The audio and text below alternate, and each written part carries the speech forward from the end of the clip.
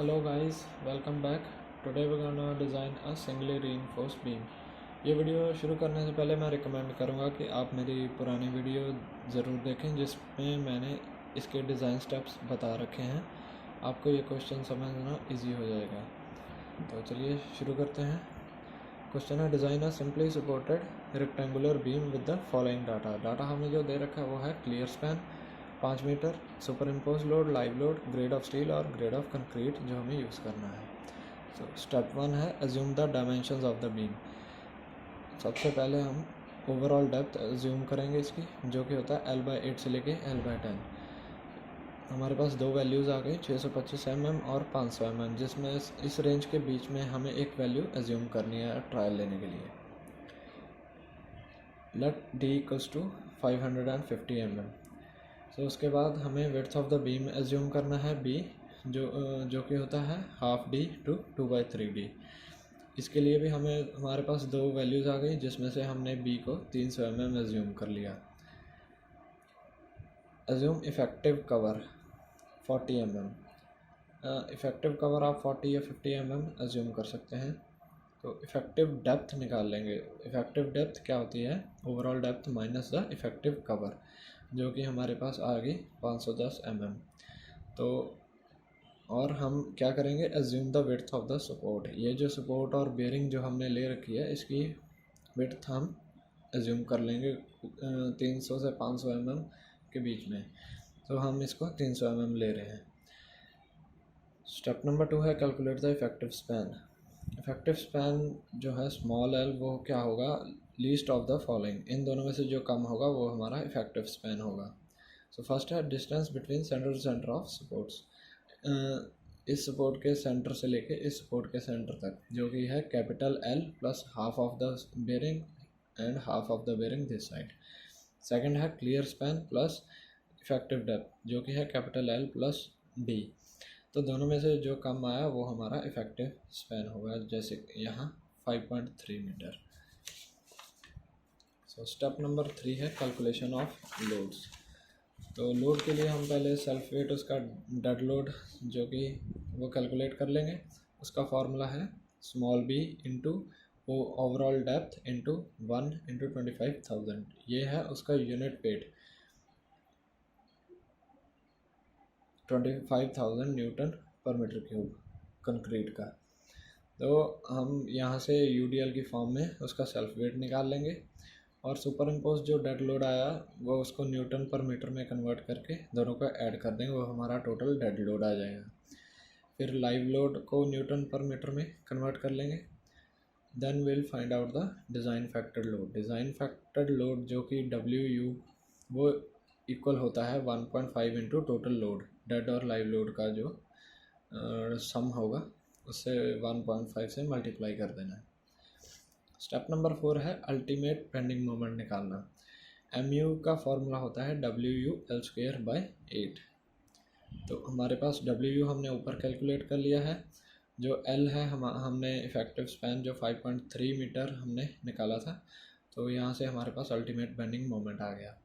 तो step number 5 है इस बीम को as a balance section design करना, जिसके लिए हम क्या करेंगे? अल्टीमेट बेंडिंग मोमेंट को MU लिमिटिंग मोमेंट के साथ इक्वेट कर देंगे। इसके फॉर्मूले मैंने पिछली वीडियो में बता रखे हैं, आप एक बार वहाँ से चेक कर लीजिएगा। तो MU और MU लिमिटिंग से जब हम इसको इक्वेट करेंगे तो हम ये जो D है, इसमें इफ़ेक्टिव डेप्थ जो D है, इसको हम पुट नहीं करेंगे इसकी कोई वैल्यू।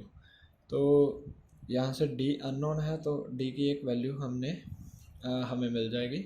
हमें ये चेक करना है कि जो हमने D की वैल्यू एज्यूम करी थी स्टेप 1 में, वो इससे ज़्यादा होनी चाहिए D कैलकुलेटेड से।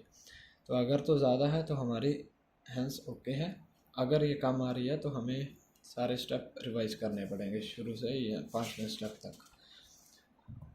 उसके बाद है step number 6, calculate the area of the tension steel required for a balance section. जो EST एरिया ऑफ स्टील जो फार्मूला है वो है 0.36 FCK/B XU max upon 0.87 FY। हमारे पास ग्रेड ऑफ स्टील 415 है ही, FC के 20 ग्रेड ऑफ कंक्रीट से मिलती है वैल्यू इसकी। तो हमारे पास जो एक्सियो मैक्स की वैल्यू है ये आपको यहाँ मिल जाएगी, दे रखी है। ये ग्रेड ऑफ स्टील पे डिपेंड करती है। 250 के लिए 0.53D और 415 के लिए अलग अलग ये जो वैल्यूज़ है आप यहाँ से यूज़ कर सकते हैं। AST निकाल लेंगे। उसके बाद एज्यूम द साइज़ ऑफ बार। जो हमने बार कोई भी एज्यूम, यूजुअली हम 20 mm 22 mm एज्यूम कर लेते हैं, 18, 20, 22। तो से वी टेक 20 mm।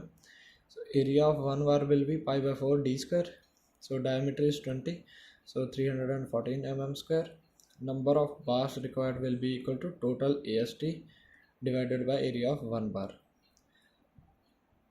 तो number of bars आ गए 5 bars. So area of steel provided आ जाएगा 5 × π/4d²। तो इतना हमें रिक्वायर्ड था, एरिया चाहिए था, इतना हमने प्रोवाइड कर दिया। तो चेक, इसके लिए अब हमें चेक करना है कि ये जो हमने एरिया ऑफ स्टील प्रोवाइड करा है ये विद इन लिमिट्स है या नहीं। सो मिनिमम एरिया जो रिक्वायर्ड है टेंसाइल स्टील के लिए वो है 0.85 BD/FY। यहाँ जो D हम यूज़ कर रहे हैं वो है इफ़ेक्टिव डेप्थ स्मॉल d। तो कैलकुलेट कर लेंगे। उसके बाद मैक्सिमम एरिया है 0.04 B/D। यहाँ जो D है वो है ओवरऑल डेप्थ। तो हमारा जो वैल्यू है प्रोवाइड करने की वो इन दोनों के बीच में है, तो वो सेफ़ है। मिनिमम से ज़्यादा है और मैक्सिमम से कम है, विद इन द लिमिट्स है, तो hence okay we can proceed.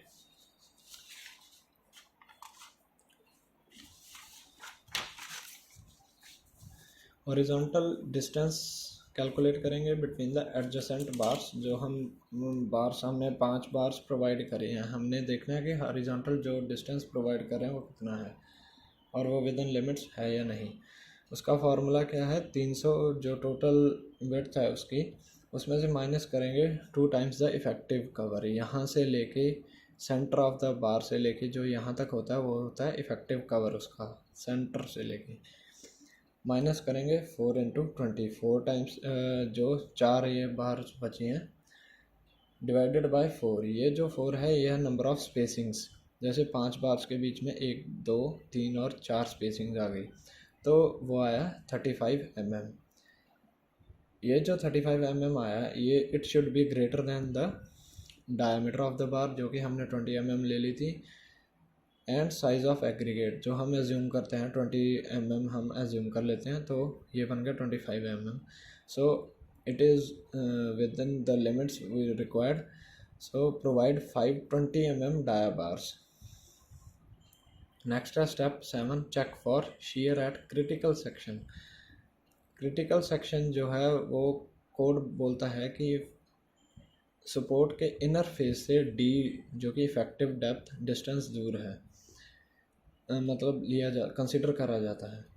तो ये जो लाइन यहाँ पे हम कंसिडर कर रहे हैं ये centre of the supports, centre to centre supports का ये डिस्टेंस बीच में आ गया, इफ़ेक्टिव स्पैन है जो उसका, ठीक है।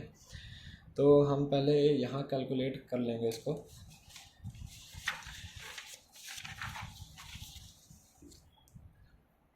जो factored shear force at the centre of the support, support के बिल्कुल वो जो हमने बेयरिंग दीवार जो ली है, बेयरिंग या जो भी सपोर्ट लिया है उसका जो सेंटर ऑफ द सपोर्ट तक वो है WL/2 होता है। सिंपली सपोर्टेड बीम के लिए जो हम फैक्टर्ड shear फोर्स लेते हैं वो WL/2 होता है।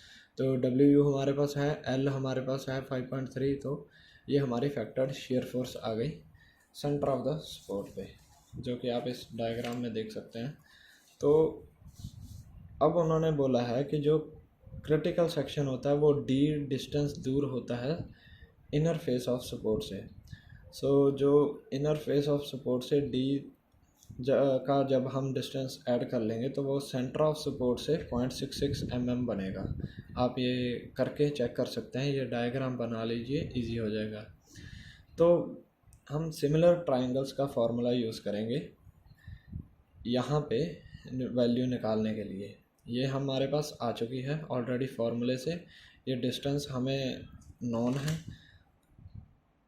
तो अब हम सिमिलर ट्रायंगल्स का फार्मूला यूज़ करके फैक्टर शियर फोर्स निकाल लेंगे क्रिटिकल सेक्शन पे, जो कि ये आ गई।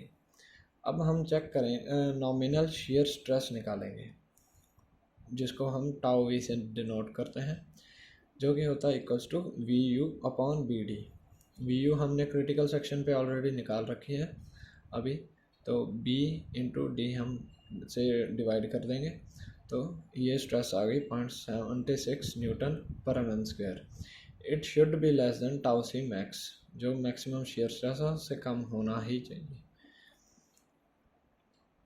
एज ए एस क्या है, हमने एरिया ऑफ स्टील जो प्रोवाइड करना है वो है 5 इंटू पाई/4 डी स्क्वेयर, जो कि 1570 mm स्क्वेयर आ गया था। और परसेंटेज ऑफ स्टील पी, इसका फॉर्मूला होता है 100 AS/B इंटू डी, जो कि आ गया 1.03%।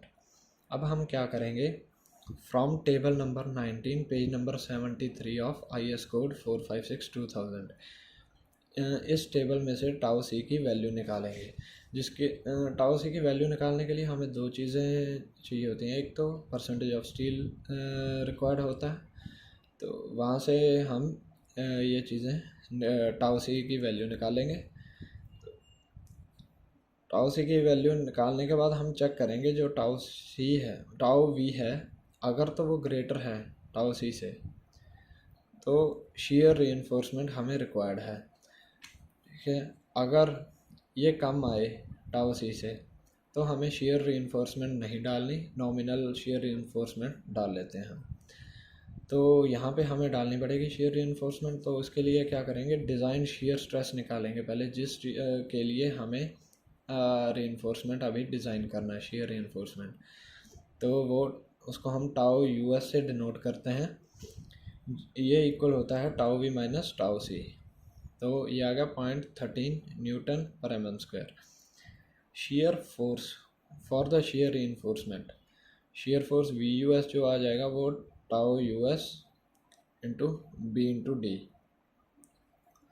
तो फोर्स का फॉर्मूला होता है एरिया स्ट्रेस इंटू एरिया, तो वही हमने यहाँ यूज़ कर लिया। VUS निकाल लेंगे, तो VUS आ गया 19890 न्यूटन। सो हम यहाँ 8 mm dia 2 legged vertical stirrups use करेंगे। तो अब हमें उसकी स्पेसिंग निकालनी है और स्पेसिंग चेक करेंगे। स्पेसिंग का फार्मूला है 0.87 FY ASV D upon VUS। VUS हमने निकाल रखा है, तो ASV निकाल लेंगे 2 इंटू पाई/4 डी स्क्वायर। ये 2 क्योंकि हमने 2 लेग्ड स्टेरअप्स यूज़ करे हैं, इसीलिए 2 से मल्टीप्लाई करा है। तो SV निकाल लेंगे सारी वैल्यूज़ पुट करके। मैक्सिमम स्पेसिंग एज पर मिनिमम शियर रीइंफोर्समेंट, जो मैक्सिमम हम स्पेसिंग रख सकते हैं उसका वो है 0.87 ASV FY अपॉन 0.4 B। तो सारी वैल्यूज़ पुट कर लेंगे, हमारे पास आ गया 300 mm। So maximum value should also be least of following, इनमें से भी कम होनी चाहिए। जो मैक्सिमम स्पेसिंग हम रख सकते हैं वो है 0.75 D एंड 300 mm। जो इनमें से लीस्ट वैल्यू आएगी हम वो लेंगे। सो provide 8 mm 2 legged stirrups at the rate 300 mm center to center throughout the length of the beam.